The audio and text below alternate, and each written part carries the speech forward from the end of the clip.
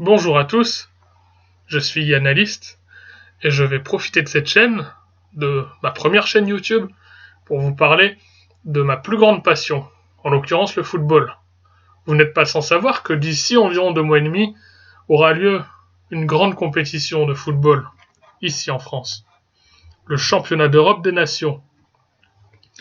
Sur cette chaîne YouTube, je vais parler un peu des différents protagonistes de cette compétition, et je vais commencer par le protagoniste finalement le plus important, celui qui nous est le plus proche, la France. Dans un premier temps, on va parler du système qu'a mis en place notre sélectionneur Didier Deschamps. Nous allons parler de ses points forts et de ses points faibles.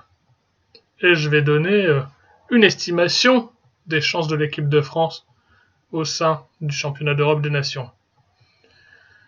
Tout d'abord, on va parler du système qu'a mis en place Didier Deschamps. C'est un 4-3-3 avec une défense à 4, une sentinelle, deux milieux récupérateurs, deux ailiers et un attaquant de pointe.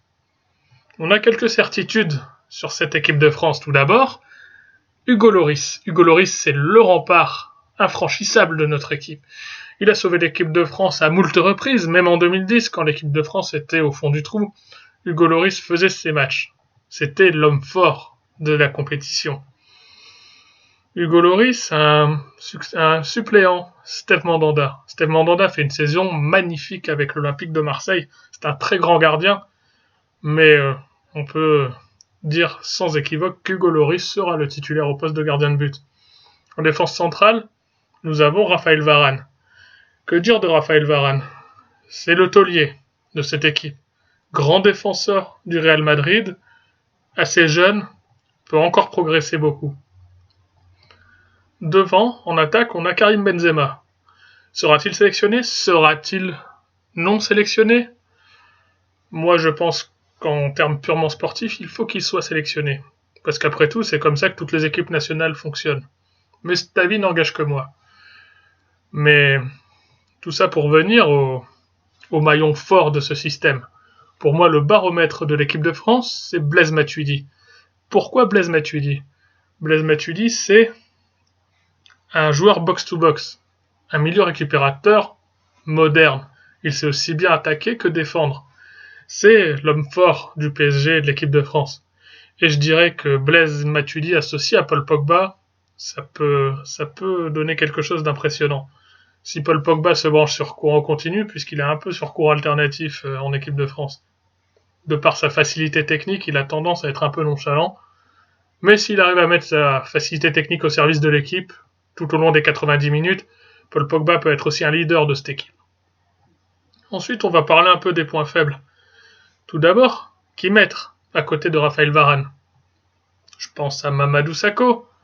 Mamadou Sakho, l'homme du match contre l'Ukraine, mais qui a fait un début de saison un peu difficile. Laurent Koscielny, qui joue tous les matchs avec Arsenal, dont le Real Madrid se serait renseigné lors du dernier mercato hivernal.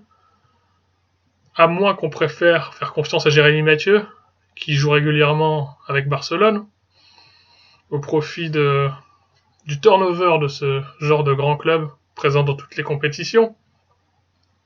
Didier Deschamps fera la meilleure décision.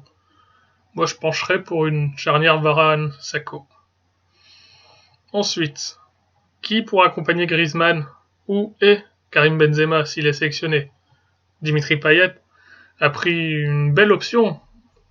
Quand on voit sa prestation contre les Pays-Bas, Dimitri Payet a fait un match extraordinaire, même si sa prestation n'a pas été récompensée par un but. Peut-on compter sur Hatem Ben Arfa, qui fait une saison exceptionnelle avec Nice ?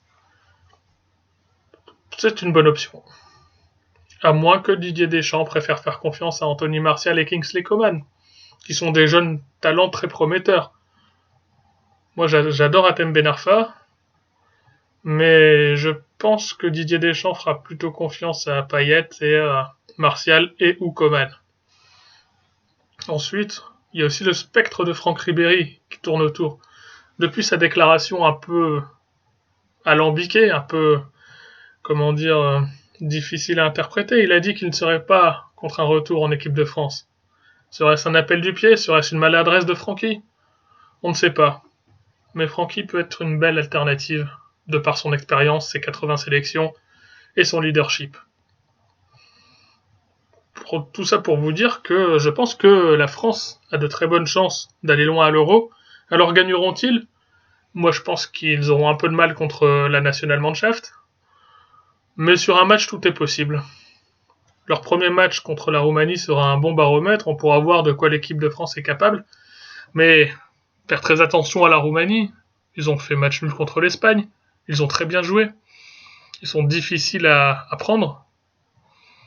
Que dire de la Suisse? Je parlerai de la Suisse et de la Roumanie dans de prochaines vidéos, où je vais détailler un peu les stratégies des différents adversaires de l'équipe de France. Moi je souhaite bonne chance à l'équipe de France, en espérant qu'ils aillent le plus loin possible, et surtout, ce qui m'est très cher, que le beau jeu gagne et que le beau jeu triomphe. C'était Yann Alist, c'était ma première vidéo sur YouTube, j'espère qu'elle vous a plu. Si vous avez des commentaires à faire en bien ou en mal, faites-les, comme ça je pourrai progresser ou m'appuyer sur ce que je fais déjà de bien. Et à plus tard, salut!